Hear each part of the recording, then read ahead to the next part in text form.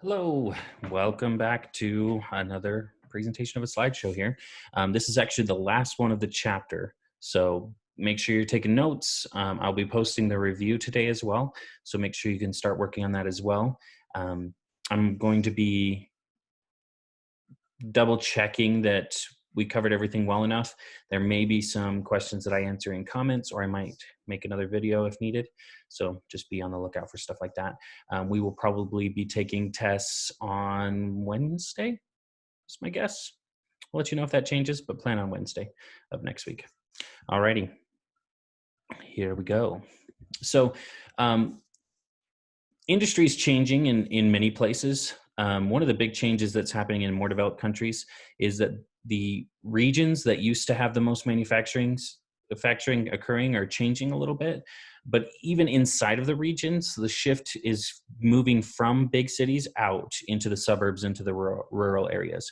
This is largely down to transportation systems being better, so you don't have to be right in the middle of the city to get workers. You can be a little further out. You don't have books, so we'll ignore that map. In 1950, manufacturing was most heavily concentrated in New York and Pennsylvania, and now it's shifted to where it's more in Texas, California, and Ohio than it used to be. So that started to shift south and west quite a bit. Right to work laws are something that a lot of states have. Utah is one of those states. Basically, you do not have to be in a union to work in a factory. Factories can't require it, and unions can't require it, which is good in some ways and bad in others. So right to work laws basically make unions weaker, which is part of why Utah has a lower cost of living than in some places. Our real estate market is kind of messing that up. But in terms of buying stuff, Utah's not too bad because of the lack of unions for the most part. However, it also means that we have lower wages for a lot of jobs. So the average wage is lower in Utah too. So it kind of ends up balancing out. It also means that you can quit whenever you want a job, or you can be fired for whatever reason. So there's a little bit more flexibility both for you as an employee and for your employer, or maybe you'll be the employer someday. But Mexico is actually the most industrialized country in Latin America, and this is largely because they are close to the United States. They benefit from having that close trade, and a lot of things actually are produced there. American companies will actually have their manufacturing just over the borders because workers there will work for less money. However, they need more money in Mexico in order to have a living wage than workers in Asia, for example. So in Mexico, you might have a worker for about $400 a month that'll work for you. In Asia, it might be about $100 a month. So quite a bit cheaper there, which explains why so many companies are doing their manufacturing elsewhere. We're going to talk about a couple techniques that help businesses. One of them you've heard of before, but maybe this is a new name for it, but it should be really easy to remember. Factories largely use something called Fordism, which basically gives one worker one task. They do one thing and move that product on to the next person. Usually a conveyor belt even moves it, so they just have to do the thing and then it moves on. This is an assembly line. Right. So Henry Ford kind of pioneered the use of this in manufacturing. And so this system is named after him, Fordism. There's another one that's really become popular, which is called just-in-time delivery. In the past, most factories would have warehouses stocked full of things that they needed to manufacture their stuff, right? They would have all these components and they'd have a warehouse full of them. And then they would only replenish the warehouse when they were almost out, right? They would just go through it, but then they would fill the warehouse again and they would have months and months and months worth of these components. Problem with that is that, one, you're wasting space on storage. So all of that storage space could be converted to assembly lines, could be converted to something more productive that actually makes you money, where storage is just waiting there, right? Another big problem with storing that stuff is that what if you change products? What if the product you were making now becomes less in demand? you have thousands and thousands of that component that are now useless to you. Or maybe you make a new version and that component changes. Now all those that you stored away are useless to you. So a lot of companies started using something called just-in-time delivery. Essentially, you track your inventory so well that you're only keeping a couple of days worth of components on hand, and then the next shipment comes in. So your storage facilities are mostly then able to be converted to something else that actually makes you money. And then you're just getting things in as they are needed. Could be problems if there's a delay in a shipment or something like that. But for the most part, I think most companies have gotten this down to a science so well that they very rarely have issues with that. This map will show you a little bit about trade here.